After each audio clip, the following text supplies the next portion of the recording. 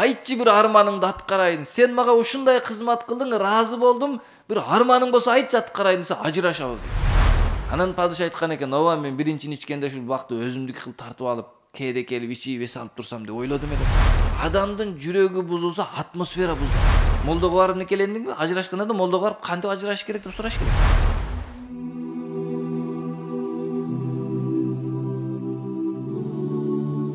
Bir топ адамдар bir иклим деген коом бар эле, ошолордун башчылары болгон бир канча адам Абдулла ибн Масуд радияллаху анхуга келиштилер. Абдулла ибн Масуд радияллаху анхуга келгенде алардын моюндарынын чоңдугунан, булчуңдарынын келбетинин чоңдугунан адамдар таңыркады. Охо, мана адамдарды карагыла, моюнду кара депчи. Бирөө айткан экен, башты кара, башты дегендей, мына моюнду кара деп адамдар аябай таңыркаптыр да. Бардыгы ошондой чоң кишилер экен. Ошол убакта Абдулла ибн Масуд радияллаху анху мындай деп айткан: "Силер көрөсүңөр ыймансыздарды дене жагыдан эң толук болгон, эң бир оорубагандар жана жүрөктөрү жактан карасаң эң оорукчандар ошолор болот. Ал эми силер жолуктурасыңар момундарды жүрөктөрү эң таза болгон, ал эми ден соолук жагынан карасаң дене соолугу анча-мынча да ооруп турган, сыркоолоп турган болгонун көрөсүңөр. Аллахка касам, эгер жүрөгүңөр оорулуу болуп, ден соолугуңар сак болсо, анда Аллахтын алдында көгүчкөндүн тезегинен да төмөн болот кадырыңар" деп айтты. Хадистин түшүндүрмөсүн мындай деп айтып атат: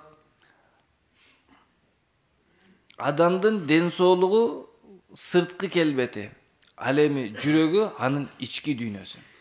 Адамдын адамгерчилиги анын сырткы келбети менен эмес. Адамдын адамгерчилиги анын Алланын алдында, элдин алдында кымбат экендиги анын ички дүйнөсү менен. Ички дүйнөсүнүн тазалыгы аны кымбат кылат. Анын сырткы келбетинин чоңдугу кымбат кылбайт. Адам ат эмес да. Семиз болсо, чоң болсо, пародис болсо, же арашан кочкор эмес да адамдарчы. Канчалык кулагы узун, жамбашы чоң болсо, ошончолук баалуу болгудай. Адам адамдык касиети менен кымбат болот да. Ошону адамдарга түшүндүрмөкчү эле да.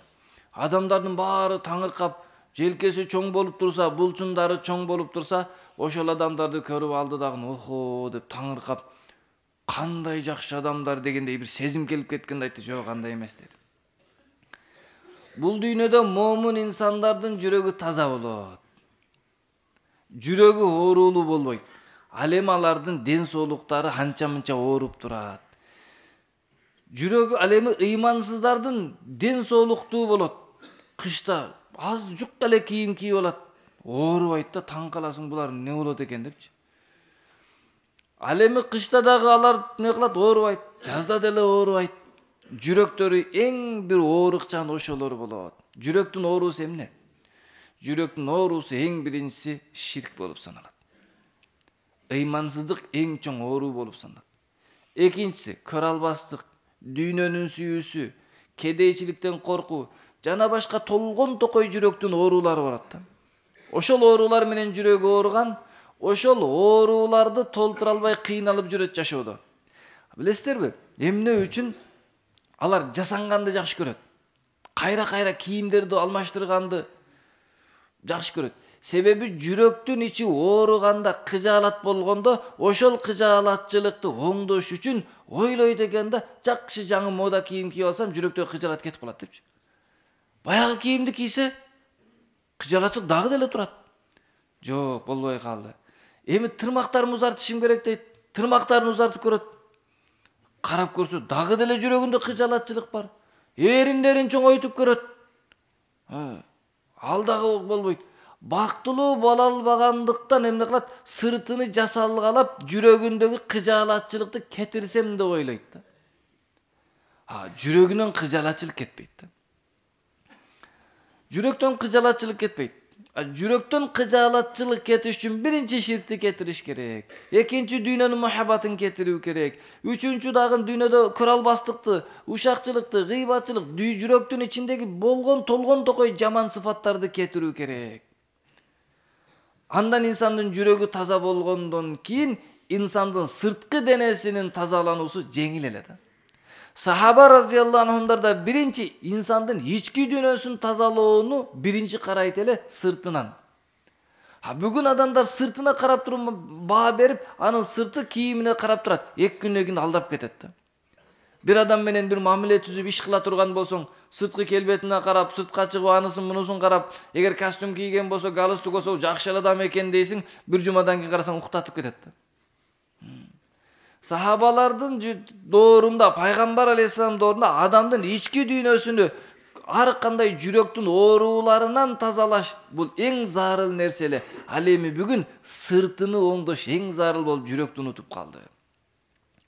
Карасаңыз, ден соолукту сакташ үчүн ушунчалык көп нерселер ойлоп табылды. Тиштин эле түрдүү тишти дарылаштын жолу чыгып кетти. Ооздурук салып калды азыр тишке дагы брекеттегендерди чаптап. Тиштерди түрдүү жолу менен тишти карай турган болду. Bir тиштин маселесинчи. Ал эми больницага барсаңыз, атыга тилиң келбейт го. Жаттап бүтпөйсүң. Кагазга жазып берсе окуй албайсың. Дарылар ушунча көп. Адамдын ден соолугуна болгон пикири аябай өстү. Жүрөккө болгон пикир өспөй эле да. Жүрөккө болгон пикир өспөй эле да. Жүрөгү тазаланбагандыктан, адамдын жүрөгү ооруу болгондуктан жашоодо проблема болуп кетет. Инсандын колуну, мүчөсүнү, инсандын көзүнү, тилини башкара турган жүрөк акыл эмес. Инсандын жүрөгү бузук болгондон кийин колу бузук болот. Ошол үчүн пайгамбар алейхиссалату вассалам айтты: "Ала көңүл бургула, инна фил жасади ла мудга." Инсандын денесинде бир муштам эт бар. Эгер ошол оңолсо, дене оңолот. Солахат жасади күллү, бүткүл дене оңолот. Эгер ошол бузулса, бүткүл дене бузулат дейт эле да. Бүгүн колду, мүчөлөрдү, денени оңдоо менен алек болуп жатат. Аябай түрдүү. Мисалы, өткөндө bir тиш доктору келди дагы бизге тиш жууганды үйрөтүп атат. Мындай кылып жуасың, үстүн мындай кыласың, астын мындай кыласың. Антип тиш жуу үчүн жарым саат убакыт кетет экен да. Ал эми сиз тиш жууш үчүн эртең менен жарым саат, кечинде жарым саат коротсоңуз, жүрөктү жууш үчүн, тазалаш үчүн канча саат короттуңуз? Көрө албастыктан, дүйнөңүз, көзүңүздүн туура эмес көрүп койгон нерселер менен, тилиңиз менен туура эмес сүйлөп койгон нерселерден жүрөктүн себебинен жүрөк тазалап болуп атабы? Болбой атат да. Ошол үчүн адамдын жүрөгү таза эмес болгондуктан эмне кылат? Туура эмес элге мамиле кылганда проблема келет, арызданып милиция барасыз. Арыз жаз дейт. Чөткү кылып камап берем дейт. Адвокатка барсаң, толуп тура айыптарын чукулап чыгып жазгының, аны камайбыз, алып беребиз дейт. Уруштурат да. Саясатчыга барсаң, өзү бул проблеманы сүйөтүң өчүп калды десе, бул өкмөт иштебей атат дейт да. Bir gana organizasiya ишкана бар экен, мечит, медресе, дават. Сүйөтүм өчүп калды десе, Алладан болду дейт, Аллах айт дейт.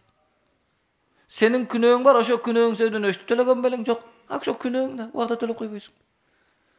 Bir gana insandын жүрөгүнү оңдой турган, insandын маселесин чечип бергенге укканга даяр мечиттегилер эле да. Не маселе айтып келсеңиз дагы не дейт? Алладан болду дейт. Алладан келген акыбал биздин амалыбызга сирек турат. Өзүбүз оңдолушубуз керек. Келиңиз, жүрөктү оңдойлук, анан амалды оңдойлук, бул өзү оңдолуп калат дейт. Тең туура жолду көрсөтөт да. Ошол үчүн бүгүн дүйнөдө инсандын руханиятын, инсандын маданиятын оңдой турган организация жок калды. Bir гана дават, мечит, медреселерде гана ушуга мээнет кылып жатат. Адамдарды урушкандарды жараштырып, капалангандарды көңүлүн ачып, элдештирип. Анан экинчи, эмне үчүн мусулманга оору көп келет? Оору бул Аллах Тааланын жакшылыгы. Сахаба разияллаху анхумдар Алладан сурайт эле, оорубай калса коркот эле. Жото мен оорубай калдым депчи. Эмне үчүн пайгамбар эсем айткан, мусулман адам шибер чөп сыяктуу ал жак бул жакка шамалда тербелгендей, оору келип мусулман адам ал жак бул жакка кыйналып, кыжаалат болуп, проблема келип, тигиндей болуп, мындай болуп жашап, акыры жаннатка кетет. Оорудун себебинен мусулмандын күнөөсүн кечирет дейт. Ал эми ыймансыз инсан камыш сыяктуу түп-түз өсөт да. Эч нерсе болбойт. Бир жолу өлүп кетет. Ошол үчүн мусулманга келген оору Аллах Тааладан келген бул рахмат. Бизге жакпайт, бирок рахмат бул. Мына карасаңыздар, ооруп больницага барсаңыз, үкөл берет. Ийне саят, ачуу дары берет. Жакпайт, бирок сакайтат. Ошондуктан сахабалар коркот эле оорубай калса. Бир жолу Абдулла ибн Масуд радыйаллаху анху сурады: Аллахым, көптөн бери оорубай калдым. Мунафыктыкка жакындап баратамбы? Ооруңду жөнөтчү. Анардай кызарып кетти, ысытмалапчы. Бир сахаба аялы аябай жакшы кызмат кылып, ушунчалык жакшы кызмат кылгандан кийин аялыга айтыптыр да: айтчы бир арманыңды аткарайын. Сен мага ушундай кызмат кылдың, ыраазы болдум. Бир арманың болсо айтчы, аткарайын десе, ажырашабыз дейт. Деп, ушунчалык жакшына келинчегим болсо, ушунча кызмат кылгандан ыраазы кылайын десем, ажырашабыз дейт. Макул, эркек киши сөз бергенден кийин кайтпайт жарайт. Анда жүр пайгамбар алейхиссаламга баралы дагы ажырашуунун жол жобосун сурайлы деди. Өзүң билгендей эле ажырашып жүрбөш керек. Молдого барып никелендиңби? Ажырашканда да молдого барып кантип ажырашыш керек деп сураш керек. Оптум эле берип салбай, өкүнгөндө кичине калыш керек варианттагынчы, кайра тоба кылып калсаң нике кыйганга. Анан эмне кылды? Макул деп экөөсү жөнөгөндө жолдо келе жатып, бир нерседен бир нерсе болуп мурду канап калса, аял айтат: "Кайттык үйгө" дейт. "Неге ажырашпайм?" дейт. "Эмнеге?" десе, "Кайттык" дейт. "Мен түшүнбөдүм, сен мени ойноп атасың" десе, "Жок, андай эмес. Маселе" дейт. "Мен сиздин эч оорубаганыңызды мунафыкка түйүп алганмынбы деп коркуп жүргөнмүн" дейт. Бир вариант болсо, мүмкүнчүлүк болсо, мунафык болсо дагы ээримди ыраазы кылайын, ыраазы болсун, жообумду алайын деп ойлоп жүргөнмүн. Эрим мунафык болсо да кызмат кылам деп ойлоп жүргөнмүн. Анан азыр баратсак, мурдуңуз канаганынан айттым: бул афияттагы, саламатчылык, тынчтыкта жүргөн момун турбайбы деп түшүндүм. Жүрүңүз" дейт. Ошол үчүн оорубай калыш бул коркунуч болот. Ошол үчүн сахабалардын жүрөктөрү таза эле ширктен, дүйнөнүн сүйүүсүнөн, кек сактагандан, гыйбат кылуудан, бирөөдү жаман көргөндөн, жаман ойлогондон, ушундай нерсенин баарынан жүрөгү таза эле. Бирок сыртынан карасаң өтө жөнөкөй адам көрүнөт да. Ошол үчүн бир адамдын сыртынан карап жөнөкөй көрүнсө бар го, алданып калбаңыз. Бул начар адам, кадыр жок адам депчи. Алдан алда өтө кадырлуу инсан, жүрөгү таза да. Бир адамдын сыртын карасаңыз, эми келбети келишкен болуп турса, ошол инсанды карап туруп сыртыны карап алданып калбаң, ичи иттен жамандар да. Анан экинчи, мындай моюнду чыгарыш үчүн, мындай кылып ден соолук кылып булчундарды чоңойтуш үчүн барго, канча кыйналган, ал адам канча тренировка кылган, канча убактын кетирген. Ошонун 10-1 жүрөккө кетиргенде, 10-1 убактысын, 10-1 күчүнө эң Аллахтын алдында кадырлуу инсан болот эле. Бул хадистин мааниси мындай деген жок. Күчүң жок болсун, шалпыйып жүрө бергениң деген жок. Биринчи жүрөктү тазалагының, экинчи денеңди анан күчтөндүргүнүң деген маани. Себеп жүрөк бузук болсо, денең күчтүү болсо, анда эң жаман жырткыч сен болосуң да. Не үчүн? Күч бар, эч кимден коркпойсуң. Жүрөк кандай? Бузук. Болду. Акылдуу душман жаман да. Акылдуу жырткыч болосуң да. Карышкыр, арыстандар кыйкырсаң коркот. Адам коркпойт да, сен не кыйкырасың дейт да. Ошол үчүн урматтуу бир туугандар, бул хадисте бизге түшүндүрүп, инсандын жүрөгүнүн тазалыгы ага эң зарыл маселе. Инсандын жүрөгүнүн таза экендигинин белгиси кайсыл десе, көзү туура иштейт. Кулагы туура сөз угат, Куран угат, аят угат, тили туура иштейт, зикир кылат, Куран окуйт, Алланы улуктайт, туура сөз сүйлөйт, акыйкатты сүйлөйт. Колу туура иштейт, буту туура иштейт. Инсандын жүрөгүнүн тазалыгы ал инсандын дене мүчөсүн туура алып иштетет.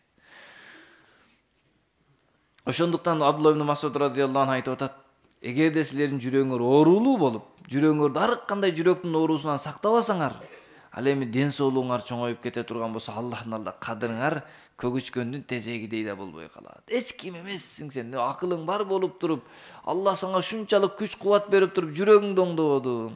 Ошол үчүн албетте пайгамбар алейхиссалату вассалам айткан, Аллахтын алдында момун күчтүү болсо жакшы. Алсыз момузга караганда жакшыраак. Ыйманың да күчтүү болсун, амалың да күчтүү болсун, билегиң да күчтүү болсун. Ыйманың күчтүү болуп, ахлагың күчтүү болуп, бирок билегиң алсызыраак болсо, тиге жетпей каласың. Эмне үчүн? Күчтүү бул жүрөктүн тазалыгынан кийинки пайдалуу иште.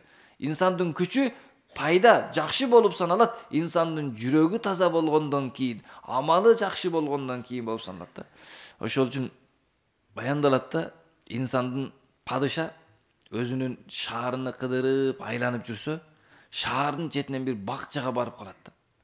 Бакчага барса, жүзүм бакча экен, анар бар экен, анан мынтип карап, кызматчысын чакырат, айтат да: "Мен падышамын, билесиң?" "Ооба, билем, сиз падышасыз. Бир анар сыгып бере аласыңбы согун ичсем?"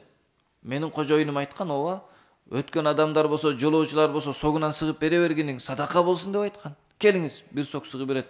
Бир анар сыгып берсе аябай таттуу, ширин, даамдуу болот да. Ичкенден кийин падыша айтат, дагы бирди берчи, өтө таттуу экенсиң. Дагы бирди берсе, сок да чыкпайт, өңү да чыкпайт, аппак болуп калат. Жанакыдан эле бербейсиңби? Неге мындай кылып жатасың сен? Падыша, мен баякыдан эле бергенмин дейт. Эмнеге мындай согу жаман болуп калды? Даамы да жок. Билбейм. Биринчи жолу ушундай сок чыгып атат. Эң бир биздин жашоодо канчалаган жылдардан бери болсо да биринчи жолу ушундай болуп жатат. Анардан сок чыкпай калып атат, шире чыкпай калып атат дейт. Себеби эмне болушу мүмкүн десе, баягы Алланын досторунан экен, баягы кызматчы. Балким падышанын ниети бузулгандыр да дейт. Десе падыша айтат, макул, дагы бир өтүбөтчү дейт. Биринчиден да көп чыгат да. Анан падыша айткан экен, ооба, мен биринчини ичкенде ушул бакты өзүмдүк кылып тартып алып, кээде келип ичип эс алып турсам деп ойлодум элем. Чыкпай калды. Анан айттым, кой, бул адамдарга пайда кылган, адамдарга берип турат экен, жолоочуларга берген жакшы жер экен. Анча-мынча да жардам берип турайын деп ниет кылсам, биринчиден да көп чыкты дейт да. Адамдын жүрөгү бузулса, атмосфера бузулат. Ааламга таасир берет. Адамдын барга тишин жуубай койсо, 10 метрге жетиши мүмкүн, сасыгы аябай ажыдаар болуп кеткендечи. Болбосо анча сасыбайт. Ошол үчүн урматтуу бир туугандар, дененин күчүнө, ден соолукка караганда биринчи жүрөк таза болуш керек. Жүрөктү тазалап, өлүп кетсек иншалла кабырда кыйынчылык жок да. Илля мен аталлаха би калбин салим. Кыяматта ийгиликке бир гана таза жүрөк менен барган инсандар жетишет ийгиликке. Күчтүү болуп баргандар деген эмес да. Ден соолуктуу болуп баргандар деген эмес. Албетте ден соолук керек, күч керек, бирок эң биринчи жүрөктүн тазалыгы керек. Аллах баарыбыздын жүрөгүбүздү таза кылган болсун. Албетте ошо менен биргеликте күчтүү жана баягы ден соолуктуу мусулман